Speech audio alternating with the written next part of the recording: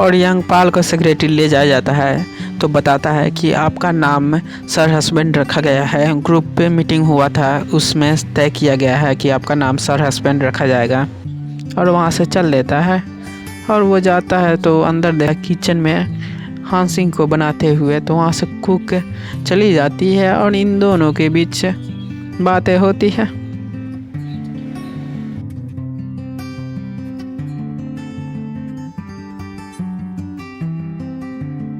और यंगपाल उसके लिए खाना बनाने लगता है हांसिंग के लिए, और दोनों के बीच काफ़ी मजाक हो रही होती है।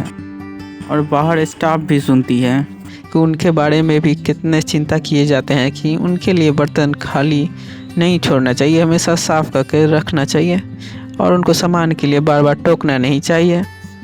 ये सब सुन के काफ़ी खुश हो रही होती है। और थोड़ी देर बाद यंगपाल उसको भी देता है खाने के लिए, और इन दोनों में होती है कि तुम खाओ पहले।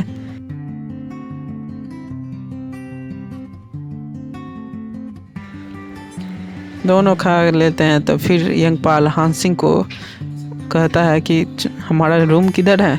तो हांसिंग कहती है क्या हमारा रूम। तो यंगपाल कहता है चलो मैं तुम्हें छोड़ देता हूँ। और हांसिंग स्टाफ को कहती है कि इसको अपना कमरा दिखा देने के लिए, और स्टाफ यंगपाल को गेस्ट हाउस में ले जाया जाता है, जो कि स्टाफ को ठीक से दिखाई नहीं दे रहा होता। ये यंगपाल देख लेता है और उसे कहता है कि यहाँ बैठो, और उसको चेक करता है, कहता है कि तुम्हारा एक आँख ठीक से काम नहीं कर रहा है, जल्द से हॉस्पिटल आ जाओ, दिखलवा लो, इससे तुम ठीक हो जाओगी, नहीं तो बाद में अंधी हो सकती हो दोनों आँखों से। और उसके लिए एक नया बॉडीगार्ड रखा गया हुआ रहता है, वो भी अपना आँख बंद खोल करके देख रहा होता है कि सही है कि नहीं। ये बॉडीगार्ड हांसिंग के द्वारा चुना हुआ स्पेशल बॉडीगार्ड है। चेयरमैन की वाइफ काफ़ी पीली हुई रहती है और जा रही होती है तो गलती से एक आदमी पर ड्रिंक गिरा देती है, तो सॉरी बोलने लगती है, मगर वो आदमी कहता है दिखाई नहीं देता आंटी, कैसे करते हैं। इस पर इसको बहुत बुरा लगता है और एक गिलास लेकर सीधा मुंह पर मारती है कि मैं तुम्हें आंटी दिखाई दे रही हूँ, तुम जानते नहीं मैं कौन हूँ। तो वो आदमी बोलता है कि आखिर हो कौन, तुम इस तरह कर रहे हो। ये सुनने पर एक्स चेयरमैन की वाइफ कुछ बोलना चाह रही होती है, मगर बीच में ही रुक जाती है, क्योंकि अब तो वो चेयरमैन की वाइफ है नहीं, अब एक्स चेयरमैन हो गया, जो कि पद से निकाल दिया गया हुआ जेल में है।